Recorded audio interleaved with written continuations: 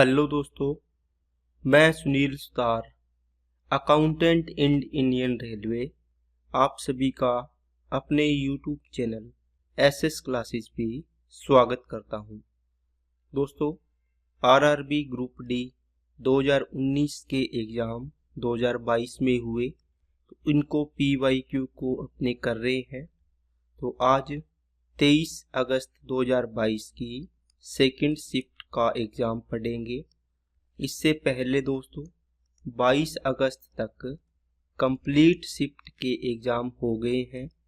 अगर आप चैनल पे विजिट करोगे तो प्लेलिस्ट में आपको ये सारे मिलेंगे एग्ज़ाम। और अगर आप टेलीग्राम चैनल को ज्वाइन नहीं किया तो टेलीग्राम चैनल को ज्वाइन करें और क्लास की सॉल्यूशन पीडीएफ इसमें डालता हूँ। और अगर चैनल पे पहली बार आए हो तो चैनल को सब्सक्राइब कर लें और बेल आइकन पर क्लिक कर लें। चलते हैं पहले सवाल पे।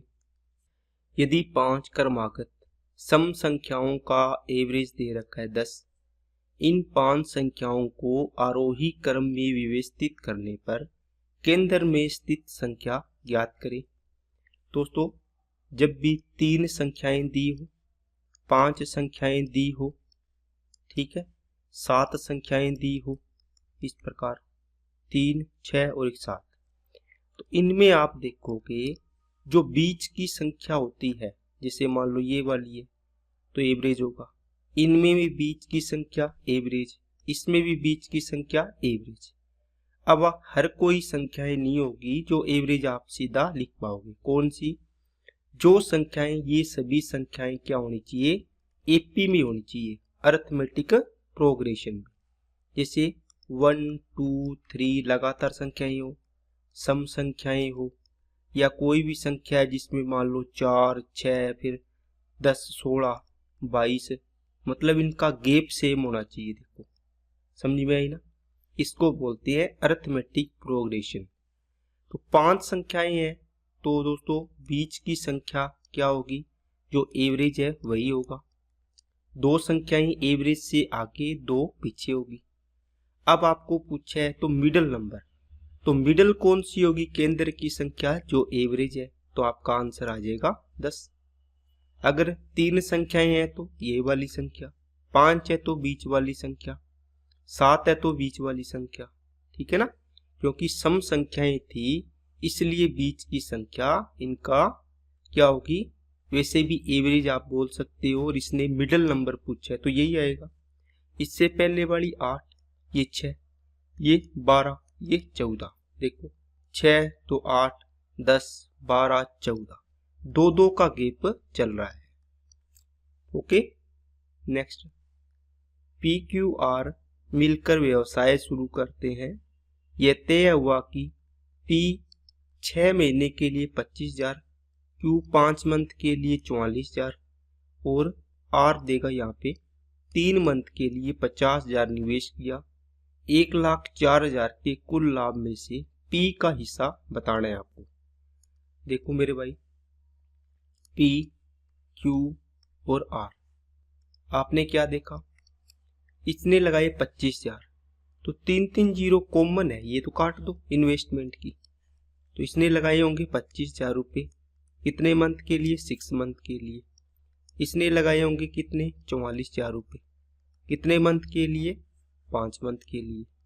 इसने लगाए 50,000 रुपये 3 मंथ के लिए। देखो, प्रॉफिट होता है इन्वेस्टमेंट इनटू टाइम, या इसको कैपिटल इनटू टाइम भी बोल सकते हो।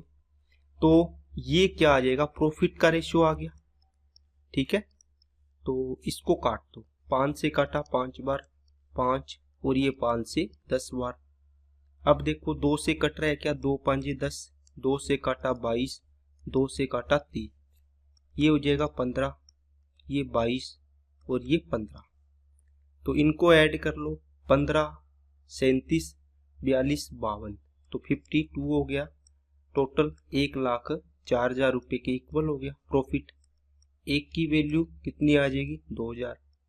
पी का हिस्सा 15 पार्ट, 15 की वैल्यू कितनी आ जाएगी दोस्तों?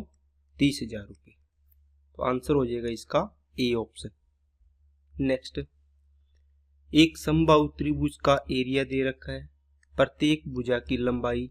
दोस्तों एरिया √3/4 इंटू भुजा स्क्वायर कितना दे रखा है 25√3, √3 से √3, ए स्क्वायर बराबर 25 चौके 100, ए की वैल्यू कितनी आ गई 10 आ गई।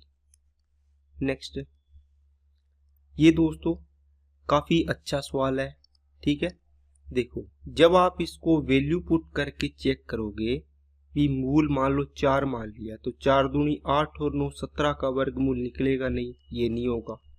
2 दुए 4 और 9 13, इसका भी नहीं आएगा, है ना, इसका 13 का वर्गमूल पूरा पूरा नहीं आएगा।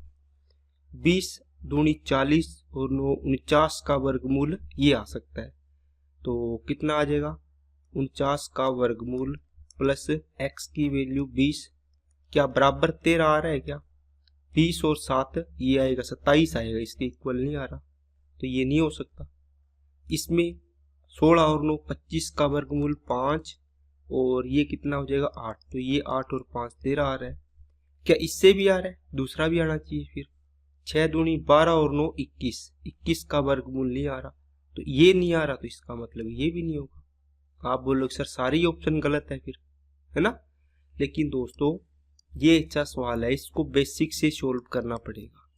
2x + 9 इक्वल टू कर लो 13 - x, ठीक है, दोनों तरफ क्या कर दो स्क्वायर कर दो, तो ये हो जाएगा 2x + 9, ये 13 का स्क्वायर 169 प्लस का x स्क्वायर माइनस 13 दूना 26x, यहाँ रख लो x स्क्वायर, 2x इधर आएगा माइनस का 28x और ये इधर जाएगा तो प्लस का 160 बचेगा, यहाँ 0 बचा। ये क्वाड्रेटिक इक्वेशन बन गई। इसको तोड़ना है, तोड़ोगे तो 20 और 8 में टूटेगा, 20 8 160, 20 और 8 28, ये भी माइनस ये भी माइनस, देखो माइनस का 28 बन गया। आंसर आएगा वो क्या कर दो, इसके साइन को पलट दो, माइनस है तो प्लस माइनस है तो प्लस, तो 20 और 8 आपका राइट आंसर बनेगा। नेक्स्ट, एक माँ बेटे और बेटी की उम्र का योग 70 है।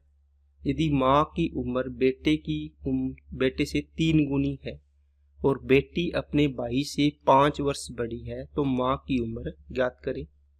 दोस्तों मदर प्लस सन प्लस डॉटर, तीनों की टोटल एज 70 है। देखो यदि माँ की उम्र बेटे से 3 गुनी है, बेटे की मान लो x है तो ये इसकी 3x हो जाएगी मदर की। अब कहता है बेटी अपने भाई से 5 वर्ष बड़ी है, तो भाई x है तो ये x + 5 हो जाएगी। बस इन तीनों को ऐड कर दो, ये 70 के बराबर होगी। 3 4 5x, 5 इधर जाएगा 65 बचेगा, x की वैल्यू 13 आ गई। माँ की उम्र कितनी है 3x, 3x कितनी हो जाएगी 39 ईयर। नेक्स्ट, ये दोस्तों आपको पता ही है बाहर वालों का अंदर वालों का गुणा, x² बराबर हो गया 48 × 75, x बराबर करोगे तो रूट आएगा। ये देखो इसको 25 कर लो, इसका 3 इसके साथ गुणा कर दो 144 हो जाएगा। इसका वर्गमूल 12, 25 का वर्गमूल 5, तो 12 × 5 = 60। नेक्स्ट, यदि एक गोले का पृष्ठीय क्षेत्रफल 36 वर्ग सेंटीमीटर है तो गोले की त्रिज्या ज्ञात करें। गोले का पृष्ठीय क्षेत्रफल 4πr² बराबर 36 है। दोस्तों 36 पाई होना चाहिए था, ठीक है ना, 36 पाई, पाई से पाई चला जाएगा तो 4 से 9 बार, तो r² बराबर 9, r की वैल्यू कितनी आ गई 3, तो रेडियस कितनी आ गई इसकी 3 सेंटीमीटर। दोस्तों टोटल सरफेस एरिया बराबर लेक्टल सरफेस एरिया बराबर किसका कर्व सरफेस एरिया। गोले की कंडीशन में ये सारे के सारे सेम होते हैं, समझ में आ गई ना। कोई भी नाम आए तो आपको ध्यान रखना है स्फेयर है गोला है तो तीनों चारों चीजें ये सेम होगी। नेक्स्ट, tan थीटा 4 दे रखा है तो निम्न का मान बताना है। दोस्तों tan थीटा क्या होता है sin theta upon cos theta. Equal to 4/1 लिख सकते हैं। देखो पावर सेम है ना, डिग्री सेम है, तो आप इसमें साइन की वैल्यू 4 और कोस की वैल्यू 1 रख सकते हैं। कोस की वैल्यू रखो 4 इंटू 1, साइन की वैल्यू 2 इंटू 4 रख दी, 2 इंटू साइन की वैल्यू 4 माइनस कोस की वैल्यू 1, 4 और 8 12, 4 दूनी 8 में से 1 गया 7, तो 12/7 आपका आंसर आएगा।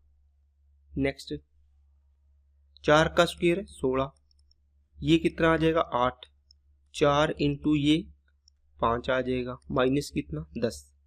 देखो दोस्तों 8 का स्क्वायर का वर्गमूल करोगे तो ये 8 आएगा, क्यों 64 है तो 64 का वर्गमूल कितना होता है 8, और वैसे भी पता है 8 की पावर 2 है, रूट का मतलब होता है पावर 1/2, ये इससे कैंसिल होगा, गुणा होगा तो 8 की पावर 1 बचेगा। 16 और 8 24, 24 तो ये हो गया, 5 के 20 और 10 30, तो माइनस का 30, तो माइनस के 6 बचेंगे। नेक्स्ट, एक व्यक्ति 1 घंटे में 8 किलोमीटर की दूरी तय करनी है। यदि वह कुल समय के 1/3 समय में 1/4 दूरी तय करता है तो शेष समय में शेष दूरी तय करने के लिए स्पीड क्या होनी चाहिए ताकि इस गंतव्य पर पहुंच सके।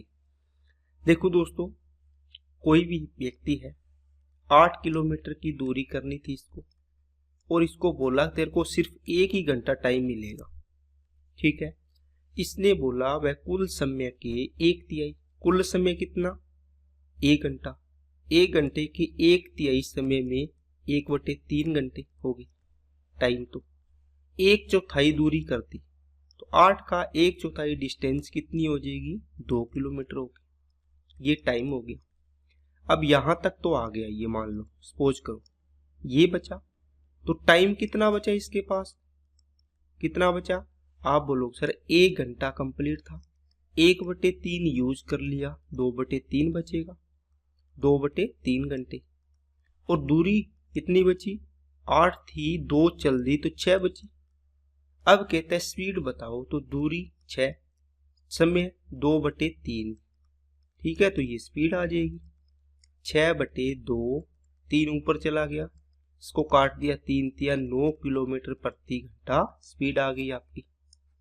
नेक्स्ट, ए और बी 600 में काम पूरा करने का जिम्मा लेते हैं। ए अकेले 4 दिन में, बी अकेले 6 दिन में, सी की मदद से वे 2 दिन में काम पूरा कर लेते हैं। प्राप्त भुगतान में सी का हिस्सा ज्ञात करें। ए बी सी नहीं है दोस्तों, ए करता है 4 दिन में, बी करता है 6 दिन में, ए प्लस बी प्लस तीनों सी मिलकर करते हैं 2 दिन में। सी की मदद से भी, इसका मतलब ए और बी भी है। टोटल वर्क दोस्तों 12, 4 तिया 6 दूनी 2 छिका। देखो ए और बी का टोटल हो गया 5, ए बी सी तीनों का टोटल 6, तो सी का कितना बच गया, आप बोलो सर 1 बच गया एफिशिएंसी। अब इनकी एफिशिएंसी है ना, उसको लिख लो। एफिशिएंसी का रेशियो कितना है 3, इसकी 2 और इसकी 1। इन्होंने देखो शुरू से लेके लास्ट तक काम किया है, ठीक है। आपको नहीं बोला कि वो 2 दिन बाद छूट गया या वो 2 काम समाप्त होने से 3 दिन पहले छूट गया, कुछ नहीं बोला। इसका मतलब सारे के सारे शुरू से लेके लास्ट तक काम किया सभी ने। इसका मतलब टाइम सभी का सेम हो गया, टी टाइम लगा तो टी टी टी। इसको करने की जरूरत नहीं है, ये रेशियो में कट जाएगा, इसलिए इसको लिखने की जरूरत नहीं है। इसका मतलब 3 और 2 5, 5 और 1 6, 6 की वैल्यू 600 रुपये के बराबर हो जाएगी, 1 की वैल्यू 100 रुपये के बराबर होगी। आपको पूछा सी का कितना है 1, तो इसको कितने रुपए मिले होंगे 100 रुपये, ये आंसर हो जाएगा। नेक्स्ट, यदि किसी वृत्त का परिमाप 88/7 सेंटीमीटर है तो वृत्त का परिमाप ज्ञात करें जिसकी प्रत्येक भुजा की लंबाई दिए गए वृत्त की त्रिज्या के बराबर है। मतलब रेडियस है वो बराबर है वृत्त की भुजा के। मान लो ए है वृत्त की भुजा, यहां से रेडियस निकलेगी इसके बराबर होगी। परिमाप क्या होता है, वर्ग का परिमाप 4a होता है पैरामीटर, बस 4a निकालना है। तो वृत्त की परिधि 2πr बराबर 88/7 होगी। 2 × 22/7 × r बराबर 88/7। 7 से 7 कैंसिल, 22 दूना 44, 44 दूना 88। आर की वैल्यू कितनी आई? 2 आई, ये तो कट ही गया। आर की वैल्यू 2 तो 2 इसके बराबर होगी। ए की वैल्यू तो 2 चौके 8 इसका क्या हो जाएगा? परिमाप। नेक्स्ट इसको सोल्व करना है दोस्तों। देखो 25 × 30 75, 750 में से 25 घटा दो, या 25 दूना 50, 25 में 225 मल्टीप्लाई कर लो। ठीक है, तो 700 कितना आ गया? 25 आ गया। और प्लस कितने? 4, तो 729 हो जाएगा।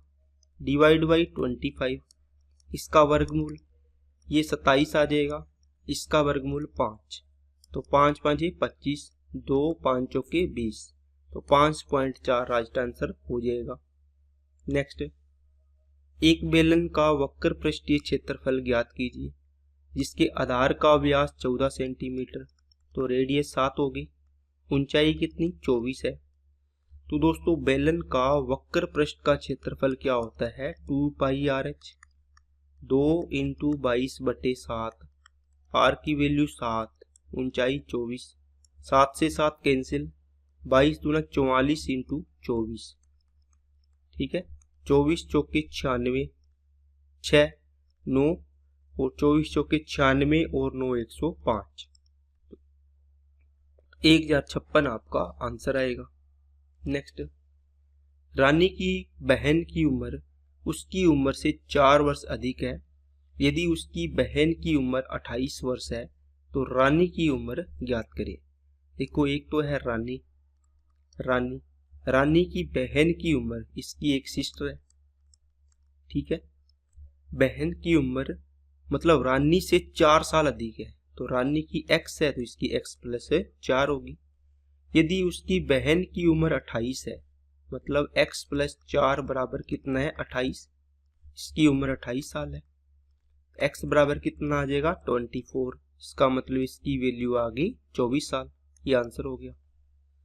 ठीक है, नेक्स्ट, एक व्यापारी ने एक वस्तु का मूल्य उसके क्रय मूल्य का 7/5 अंकित किया था और उसे अंकित मूल्य के 17/20 भाग पर बेचा। उस वस्तु का लाभ प्रतिशत ज्ञात करें। देखो दोस्तों, एक व्यापारी है तो उसने वस्तु का मूल्य क्रय मूल्य का 7/5 अंकित किया। देखो क्रय मूल्य का, तो नीचे वाला सीपी, ये अंकित किया मतलब ये एमआरपी हो गया। सीपी एमआरपी ये 5 है तो ये 7 रुपये इसने प्रिंट किया है। उसे अंकित मूल्य के 17/20 भाग पर बेचा, मतलब ये एसपी आएगा। कितने में बेचा?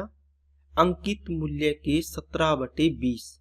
आप इसको ऐसे लिख सकते हो, 20 रुपये अंकित मूल्य, तो बेचा कितने में? 17 में। इसका मतलब हुआ ये 20 रुपये है तो एसपी कितना? 17। अब इसका एक रेशियो बना लीजिए, इसको यहाँ 20 कर दीजिए, यहाँ 7 हो गया, 20 5 100, 17 7 119। 100 रुपये की चीज को 119 में बेचा, 19% का लाभ हो गया। ये आंसर हो जाएगा। नेक्स्ट, इनका दोस्तों माध्य दिया है, x का मान निकालना है। इनको ऐड करो, 2 7 14, 14 और 4 18, 1 1 और 2 3 और 2 5 और 2 7 और 2 9, तो 98 प्लस x कितने पद हो गए? 1 2 3 4 5, नीचे 5 आएगा, बराबर में 26, तो 98 plus x equal to 130। x की वैल्यू कितनी आ गई दोस्तों? 32। ये आंसर हो गया। नेक्स्ट, यदि किसी निश्चित राशि पर 18 महीने के लिए 5.5% प्रति वर्ष की दर से साधारण ब्याज उसी राशि पर 14 महीने के लिए 6% प्रति वर्ष की दर से साधारण ब्याज से 62.5 रुपये अधिक है, तो राशि ज्ञात करें। प्रिंसिपल पूछा है दोस्तों ये देखो साढ़े, ये वर्ष में है ना, 1 साल की इतनी दर, ये महीने में है। तो आपने देखा होगा RT% से अपने सिंपल इंटरेस्ट प्रतिशत निकालते हैं, ठीक है ना। अब अपने पास दो है, एक तो बोला 5.5% की दर से कितने 18 महीने, 18 12 से डिवाइड कर दो, साल में चेंज हो गया, कितना आएगा 3, ये 2, तो ये हो जाएगा 16.5/2%। इसको काटोगे कितना आएगा 8.25%। दूसरा 14 महीने के लिए 6%, तो 6% इंटू 14/12 आएगा, 2 से काटा, 6 से 2 बार कट गया, 2 से 7, तो ये आ गया दोस्तों 7%। तो दूसरे वाला कितना है 7%। इन दोनों में कितना अंतर है, देखो ज्यादा कितना है 1.25%, लेकिन ये बोल रहा है 62.5 रुपये अधिक है, समझ गए। तो आप यहाँ से 100% की वैल्यू निकालनी है, 62.5 पॉइंट टाउ नीचे 10 लगाओ, 1.25 नीचे आएगा, 2 अंक छोड़ के डेसिमल है 100 ऊपर लगाओ, और ये 100 की वैल्यू निकालनी है 100 गुणा में लगा दो, ठीक है। अब इसको काट लो, 25 से 5 बार, 25 से 4 बार, 5 से कितना आएगा 125, और ये 0 से 0 कट गया 125, तो ये 500 और 10 को गुणा करो 5000, इसका मतलब आपका प्रिंसिपल कितना आ गया 5000 रुपये। नेक्स्ट, निम्नलिखित में से कौन सी संख्या 7 और 11 दोनों से डिविजिबल है। दोस्तों इसने बोला है 7 से और 11 से, तो 11 से अल्टरनेट का देखो 10, और ये कितने 10, 0 है अंतर, इसका मतलब ये 11 से डिविजिबल हो सकती है, होगी। ये 9 और ये 5, 9 और 5 का अंतर, ये 11 से डिविजिबल नहीं है। ये 4 और ये 4, ये 11 से डिविजिबल है। ये भी 11 से डिविजिबल, अंतर 0 हो रहा है, ठीक है। अब 7 का डिवाइड करके चेक करो, 7 तिये 21, 5, 7 2 8 56, 2, ये 11 7 से नहीं है, 7 चौके 28, 2, 7 तिये 21, ये भी नहीं है, 7 दूनी 14, 3, 7 5 35, ये है, इसका आंसर हो जाएगा। नेक्स्ट, यदि दो समांतर रेखाओं को एक तिर्यक रेखा द्वारा प्रतिच्छेदित किया जाता है तो नीचे दिए गए विकल्पों में से कौन सा आवश्यक रूप से सही है। दोस्तों दो समांतर रेखाएं हैं, एक तिर्यक रेखा काटे, तो देखो संगत कोणों की एक जोड़ी के मापों का योग 180 डिग्री है। दोस्तों ये संगत कोण होते हैं। अब ये नीचे वाला इसकी संगत कौन सा होगा, ये नीचे वाला है ना। तो इन दोनों ये कोण संगत कोण क्या होते हैं, इक्वल होते हैं, ना कि इनका योग 180 होता है, तो ये तो गलत हो गया। एकांतर आंतरिक कोणों की एक जोड़ी के मापों का योग 180 डिग्री। बताओ जो आंतरिक कोण अल्टरनेट एंगल बनते हैं, ये थीटा है तो ये भी थीटा, ये इनके योग 180 नहीं होता, ये बराबर होते हैं एकांतर कोण, तो ये भी गलत हो गया। ऊर्ध्वाधर रूप से विपरीत कोणों की एक जोड़ी के मापों का योग 180 डिग्री, ये भी गलत है। क्यों गलत है, यहां देखो, the sum of measures of pair of vertically opposite angle क्या होते हैं दोस्तों, आप बोलोगे सर वो तो इक्वल होते हैं, जैसे ये थीटा है तो ये भी थीटा होगा, इधर वाला एल्फा है तो ये भी एल्फा होगा, ना कि इनके कोणों का योग 180 डिग्री।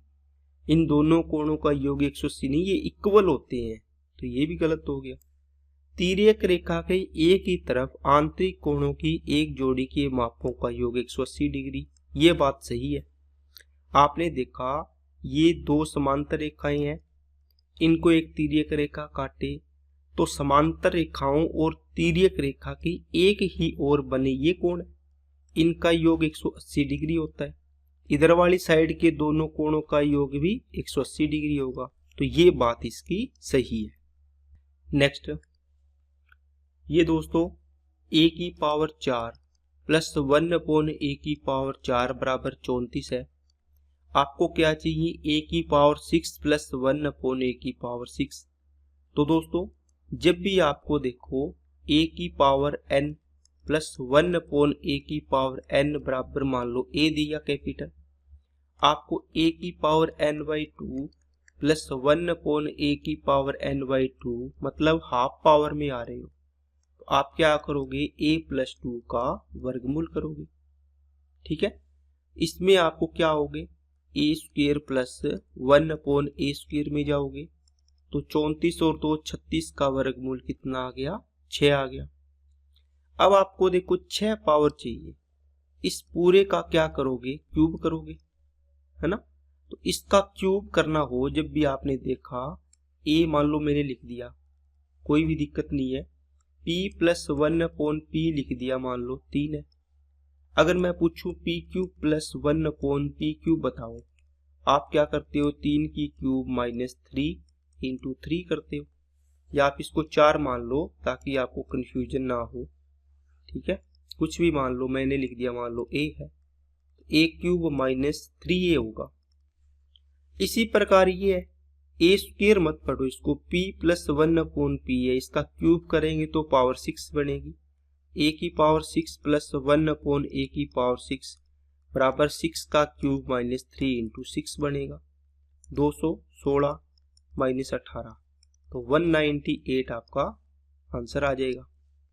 नेक्स्ट, ये ग्राफ दिया है, वर्ष 2017 और 21 में बेचे गए कंप्यूटरों की संख्या के बीच डिफरेंस क्या है, 17 और 21, यहाँ 60 बेचे या 40 बेचे, 60 और 40 का डिफरेंस कितना, 20 आ गया। अब यहाँ देखो ये 1000 में है तो 20,000 मतलब 20,000 कर दो इसको, ये आंसर हो जाएगा। नेक्स्ट, 2018 से 20 तक बेचे गए इरेजर बॉक्स की संख्या में लगभग कितने प्रतिशत की वृद्धि हुई, 18 से 20, तो 18 से 20 35 से 55 हो गए, 35 से कितने हो गए, 55 हो गए, 5 से काटा 7, 5 से काटा 11, 4 की वृद्धि 7 पर गुणा में 100%, 1/7 14% के लगभग होता है, तो 4 गुणा करो 56 या 57% के लगभग आंसर आएगा। बाकी आप 400 को 7 से डिवाइड करके पूरा मान निकाल सकते हैं। नेक्स्ट, 2 या 5 से विभाज्य 3 अंकों वाली संख्याओं की संख्या बतानी है, कितनी है। दोस्तों देखो पाई चार्ट से इसको करोगे थोड़ा सा दिमाग में फिट बैठेगा, यहाँ लिख लो 2 से डिविजिबल होने वाली, यहाँ लिख लो 5 से डिविजिबल होने वाली, ठीक है, और यहाँ 2 या 5, क्योंकि जो 2 के टेबल में आएगा 2 2 5 10 है ना, फिर कितना आएगा 20 आएगा, वो भी 5 के टेबल में आएगा 5 दूनी 10 15 20 आएगा। देखो तो वो चीजें जो कॉमन आएगी दोनों के टेबल में वो हटा देनी है अपने को। 3 अंकों की संख्या देख लिए दोस्तों, तो 3 अंकों की संख्या कितनी होगी, 100 से लेके होगी 999 तक, तो आप देखो कितनी आएगी, आप इसमें से 99 घटा दो, क्योंकि ये 1 से लेके 999, ये 1 से लेके 99 2 अंकों की, 1 से लेके 99 तक 999 होगी संख्या, इसमें से 99 माइनस कर दो तो ये 009 900 संख्याएं बचेगी, जो क्या होगी दोस्तों 3 अंकों की संख्या होगी। समझ में आई क्या बात सभी को, ओके। अब देखो आपने देखा 900 संख्याओं में 2 से डिवाइड करोगे कितनी संख्याएं आएगी, आप बोलोगे सर 450 आएगी। अगर 900 में 5 का डिवाइड करोगे तो कितनी आएगी, 180 आएगी। क्या इतनी बात समझ में आई क्या। अब आप क्या करोगे, 900 संख्याओं में 2 और 5 का एलसीएम 10 का डिवाइड कर दो तो कितनी आएगी, आप बोलोगे 90 आएगी, तो ये 90 कॉमन आ गई। अब क्या करिए, ये पूरे पाई चार्ट का 450, ये 90, तो ये कितनी बचेगी 360, ये कितनी बचेगी 90। अब ये तीनों को ऐड कर दो, अब ये आपकी टोटल संख्या आ जाएगी 360 और 90 और 90 180, तो 540 संख्याएं ऐसी है जो इससे दोनों से डिविजिबल होगी। बाकी दोस्तों आप इसको 900 में डिवाइड करोगे 2 का, प्लस 900 में डिवाइड करोगे 5 का, माइनस 900 में डिवाइड करोगे 10 का। इन दोनों को ऐड करोगे, ये माइनस कर देना, आपकी संख्याएं आ जाएगी 540। अब 900 कहां से आया बताया हुआ है अभी, 2 से किया, क्योंकि 2 से डिविजिबल संख्याएं 450 आ गई। 900 में 5 का किया, 5 से डिविजिबल कितनी आ गई 180 आ गई। और ये 90 आएगी जो दोनों में 2 बार काउंट होगी, एक ही बार लेनी है तो एक बार माइनस कर देंगे, ये आंसर हो जाएगा। नेक्स्ट, ये दोस्तों ए और बी इसके मूल है, तो इसका मान निकालना है। इसके मूल कैसे आएंगे, देखो इसको तोड़ना है 4 और 3, 4 तिया 12, 4 और 3 7। अब देखो यहाँ माइनस है तो दोनों माइनस, -4 -3 -7 बन गया। आंसर में क्या होगा +4 +3 होगा। अब इसका मतलब ये ए ये बी, तो 4 की क्यूब 64, 3 की क्यूब 27, और 4 का स्क्वायर 16, 3 का 9, और ये 1 आ गया। 7 और 4 11, 8 और 1 9, 25 26, 13 7 91, 13 दूना 26, 7/2 का मतलब 3.5। नेक्स्ट, ये अप्रोक्स का सवाल है, इसको तो आसानी से कर सकते हैं। ये लगभग 12 के नजदीक है। ये देखो ये 2 के नजदीक है, तो डिवाइड बाई 2 इंटू ये 3.9 के मतलब 4 के नजदीक है। ये भी 15 के नजदीक है, और ये 10 के, तो ये हो जाएगा 2 से काटा 6, 6 चौके 24, 24 और 15 39 -10, तो 29 आंसर। नेक्स्ट, एक बेईमान व्यापारी अपने माल को लागत मूल्य पर बेचने का दावा करता है, लेकिन गलत वजन का उपयोग करता है और 25% प्रॉफिट कमाता है। वह 1 किलोग्राम के लिए कितनी मात्रा में अनाज देता है। देखो दोस्तों, अब इसने क्या किया, सीपी और एसपी, ये 100 रुपए की चीज को 100 रुपए में बेच रहा है, ऐसा ये बोल रहा है, झूठ बोल रहा है, पूरा कप मार रहा है। देखो लागत मूल्य पर बेचने का दावा कर रहा है। दावा करने की क्या है, वो तो कुछ भी कर सकता है। अब इसने क्या किया, 1000 ग्राम लेके आया खरीद के, लेकिन यहां पर पता नहीं कितने ग्राम दिया, समझ में आई। और कहते हैं ओवरऑल इसको क्या हुआ, 25% का लाभ हुआ। अरे बताओ, जब आप एसपी निकालते हो तो क्या करते हो, सीपी इंटू क्या करते हो, 25% लाभ है तो 125/100 के इक्वल कर देते हो। ये सीपी है, इसका क्या करो 125/100 कर दो, तो ये क्या आ जाएगा, एसपी आ जाएगा। क्या इतनी बात समझ में आई क्या। अब यहां से सोल्व कर लीजिए, 100 से 100 गया, 25 5 125, 25 चौका 100, 5 से काटा 200, देखो 1/800 आया। यहाँ कितना आया 1/x, यहाँ से सोल्व करोगे तो x की वैल्यू आ गई 800। x क्या था, x ग्राम दिया, मतलब 800 ग्राम इसने बेचा। कितने की जगह, 1000 ग्राम की जगह 800 ग्राम ही दिया। बाकी दोस्तों 25% का लाभ है, 4 की चीज पर 5 है ना प्रॉफिट हुआ, 4 की चीज को 5 में बेचा। 5 से 4 कर दो तो ये क्वांटिटी का रेशियो आ जाएगा, प्रॉफिट का था।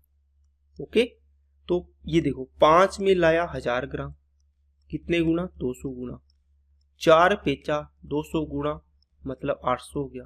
इसका मतलब ये सीपी था, ये एसपी, 1000 ग्राम की जगह 800 ग्राम ही दिया। तो आप दोनों में से कोई भी मेथड लगा सकते हैं। नेक्स्ट, 729 का वर्गमूल कितना 27, प्लस 1681 कितने का 41 का, 576 24 का, 1849 कितने का होगा दोस्तों 43 का हो जाएगा, यही होगा। अगर 1849 का निकालना हो तो क्या करोगे, 3 या 7 आएगा, पीछे के 2 अंक से इकाई अंक 9 किससे आएगा, या तो इसका वर्गमूल 3 का वर्गमूल से 9 आएगा या 7 के वर्गमूल से 9 आता है। ये 4 और 4, 4 को 5 से गुणा करो 20, अंदर वाला छोटा है तो छोटे वाला आंसर हो गया। ठीक है, 27, 7, 8 और 4 12, 12 में से 3 गया 9 आ गया, 2, 6, 8, 8 में से 4 गया 4, तो 49 आपका आंसर आएगा। नेक्स्ट, ये सीरीज है दोस्तों 3, 6, 8, 16, 18 और 36। अब नेक्स्ट आपको पूछे है क्या आएगा, देखो 3 दूनी 6, कितना गुणा 2 गुणा, फिर इसमें आपने 2 ऐड किया +2, यहाँ क्या हो रहा है इंटू 2 हो रहा है, देखो फिर यहाँ पे फिर +2 हो रहा है, यहाँ पे फिर इंटू 2 हो रहा है, तो यहाँ पे क्या होगा into plus into plus into plus, तो +2 होगा, आंसर कितना आ जाएगा 38। तो ये हो गया आपका 1 नंबर आंसर। तो दोस्तों आपकी क्लास कंप्लीट होती है, वीडियो अच्छी लगे तो लाइक करना, चैनल सब्सक्राइब नहीं किया तो चैनल को सब्सक्राइब करें, अपने दोस्तों के पास ज़्यादा से ज़्यादा शेयर करें। और आज के लिए इतना ही। Okay, thank you.